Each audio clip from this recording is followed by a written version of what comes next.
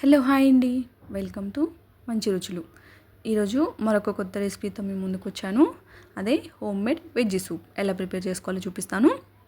మనం ఇంట్లోనే సింపుల్గా, క్విక్గా, హెల్దీగా చిన్నపిల్లల నుంచి పెద్దవాళ్ళ వరకు అందరూ తాగేలాగా మనం ఇంట్లోనే ఇలా సింపుల్గా ప్రిపేర్ చేసి ఇవ్వచ్చండి. చాలా బాగా నచ్చుతుంది అందరికీ. చాలా బాగా ఇష్టపడి తాగుతారు.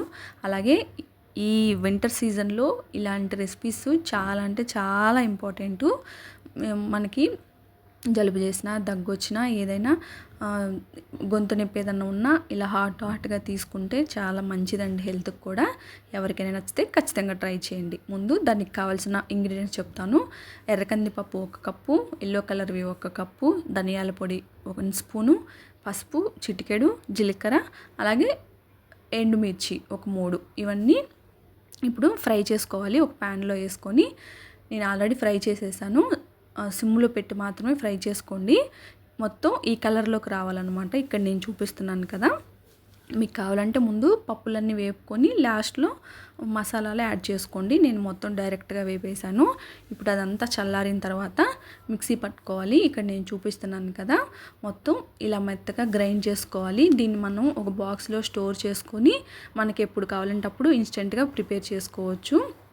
ఇప్పుడు మనం సూప్ రెడీ చేసుకుందాం. దానికోసం మళ్ళీ అదే ప్యాన్లో ఒక 3 స్పూన్స్ ఆయిల్ యాడ్ చేసుకొని అందులోకి మనకు కావాల్సిన వెజిటేబుల్స్ అన్నీ యాడ్ చేసుకోవచ్చు, మీ ఇష్టం అది. నేను ఇక్కడ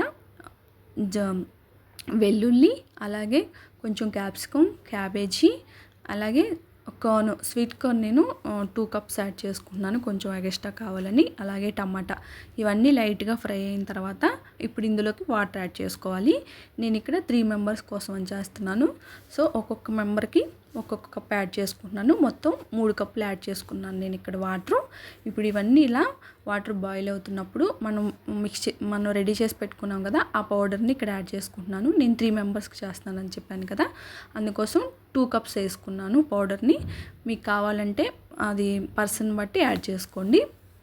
ఇప్పుడు ఇది కూడా పౌడర్ కూడా వేసిన తర్వాత మనం ఒకవేళ పౌడరు మీకు ఇలా డైరెక్ట్గా కలుపుకోలేమనుకున్న వాళ్ళు ముందుగా బౌల్లోనే కొంచెం వాటర్ వేసుకొని మిక్స్ చేసుకొని అలా అయినా చేసుకోండి. నేను డైరెక్ట్గా వేసేసాను. ఇప్పుడు అది కొంచెం తెల్లేంత వరకు పక్కన పెట్టుకుందాం. ఇప్పుడు ఇన్స్టెంట్ వెజ్ సూప్ ఎలా చేసుకోవాలో చెప్తాను. ఇది చాలా సింపుల్, అందరికీ తెలిసే ఉంటుంది. కాకపోతే జస్ట్ డిఫరెన్స్ చూస్తారని నేను చేస్తున్నాను అంతే. ఇప్పుడు 1 కప్పులో మనం ఈ ప్యాకెట్ని, ఈ పౌడర్ని యాడ్ చేసుకోవాలి. ఇందులోకి జస్ట్ మనం పెద్ద పని ఉండదు, దీనికి సింపుల్గా అయిపోతుంది. 1 కప్పు హాట్ వాటర్ ఉంటే సరిపోతుంది. ఇప్పుడు ఇందులోకి హాట్ వాటర్ యాడ్ చేసుకొని మొత్తం మిక్స్ చేసుకోవాలి పౌడర్ మొత్తాన్ని. దీనికి మనం పెద్ద కష్టపడే పని కూడా ఉండదు. చాలా అంటే ఎక్కువగా బయట తాగే వాళ్ళకి తెలుస్తుంది. నేను అప్పుడప్పుడు ఎప్పుడన్నా తాగాలనిపిస్తేనే తాగుతాను, ఎక్కువగా యూజ్ చేయను అంతే. హాట్ వాటర్ యాడ్ చేసుకొని ఇలా మొత్తం మిక్స్ చేసుకోవాలి. హోమ్ మేడ్ సూప్కి, ఇన్స్టెంట్ సూప్కి చాలా డిఫరెన్సెస్ ఉంటుంది. అలాగే సోడియము, ప్రిజర్వేటివ్స్, ఫ్లేవర్ ఎన్హాన్సర్స్ ఇవి ఎక్కువ ఉంటాయి ఇన్స్టెంట్ దాంట్లో. ఇది 2 మినిట్స్లో అయిపోతుంది, కానీ హెల్త్కి అంత మంచిది కాదు నా పరంగా నేను చెప్పాలనుకుంటుంది. అదే మనం హోమ్ మేడ్ చేసుకున్నామంటే ఇన్స్టెంట్గా ఫ్రెష్ ఫీలింగ్ ఉంటుంది. కొంచెం టైం టేకింగే, కానీ హెల్దీ వేలో తీసుకోవాలంటే ఖచ్చితంగా హోమ్ మేడే తీసుకోవాలి.